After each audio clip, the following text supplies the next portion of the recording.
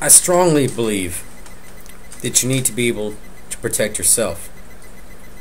But I know there's millions of people out there having hard times financially right now. But I still want as many of you out there to be able to protect your own life and the lives of your family members. That's why I'm doing this. When seconds count, the police are only minutes away. Believe me, I know. I almost bled to death with several stab wounds.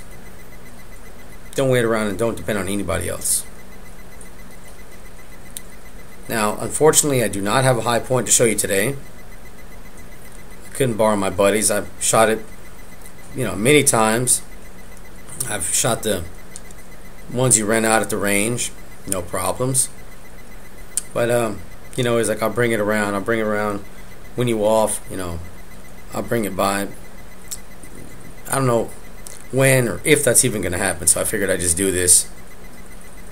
And the more people see it, maybe it'll help somebody. And if you don't want to watch the video, that's cool too.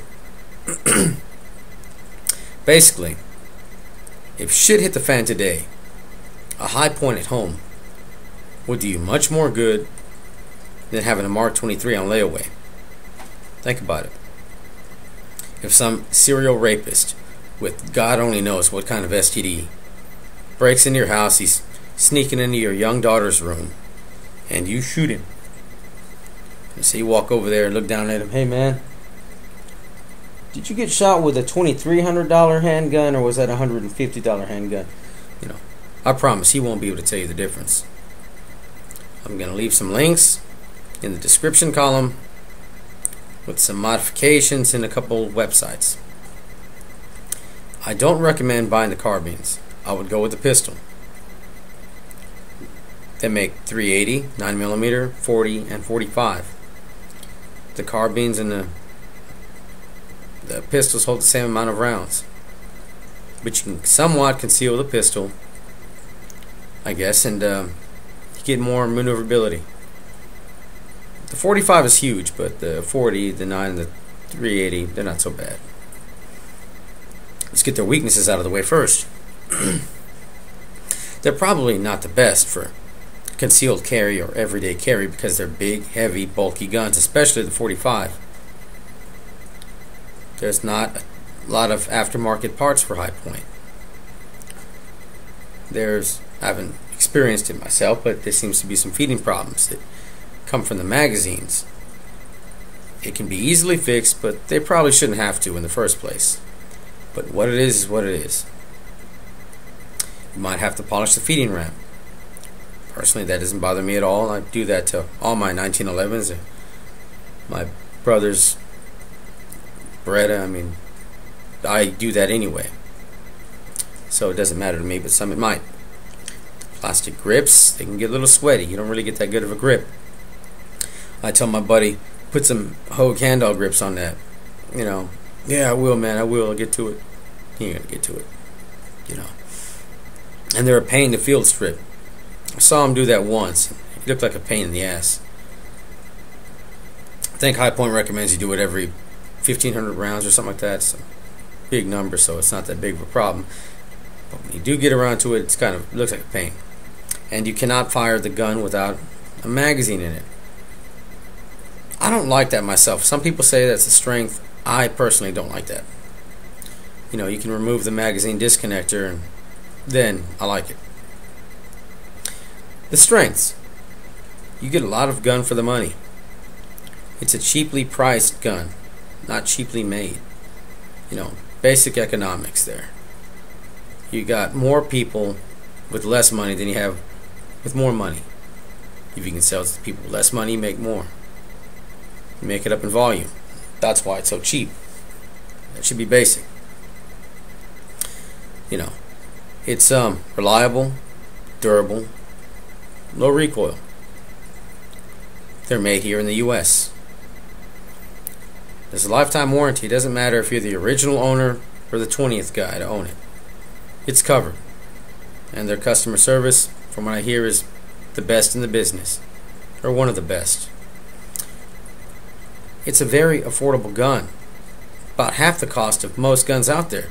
So you can arm twice the amount of people with the same amount of money. Come on, that's a big time plus. Now, high points don't hold their resale value very well. So you can buy a used one for a real good price. You can even find some of these out there, used high points on the market with a compensator. You can't get those compensators anymore. You got to get them on the used market. So just, you can go buy a used one for cheap, maybe $10 more than a used one without it would be. Compensators help with the recoil. It's already a low recoil gun, and then the compensator helps. You know, you want to make sure you're hitting what you're aiming at. Some people need that extra little bit. Every little bit helps. You know. And if it's a used gun, odds are it probably went through the 200 round break-in period. Now there's some simple modifications you can do. You can add Hogue grips for the grip. You know, polish the feeding ramp, the barrel, the dowel head, and the inner tube for smoother action. If you don't have very much money, if you got enough to get one, get one. If you want to trade it in later, trade it in later. It doesn't matter. But be able to protect yourself now. You know, they're good guns for the money. You might just keep it. You know, if you save up for something else, good. At least now you got two guns. And either way, you know, you'll have one at home. There's hard plastic cases for $10. The Hogue grips are $10. It comes with 2 magazines, or they should come with 2 magazines, unless you get them used. You may not, but they're $20 a piece. You know, higher capacity mags for $20. That's not too bad. You can get a laser light for it. It's $20. You know, holster, $20. And the Glock disassembly tool seems to work pretty well. About $10, $12. So let's say you got a high point with a compensator, you got the case, you got 2 mags, you got the grips, you got the laser, you got a holster, you got the disassembly tool. Set you back about $300 for everything. That's still cheaper than buying a used Glock. The difference is about $150, maybe $200.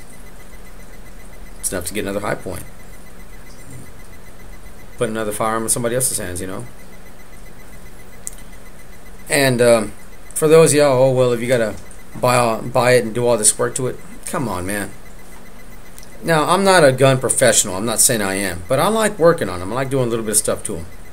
You know, 1991, I showed y'all what I did to this one. The 1911, changed the grips out.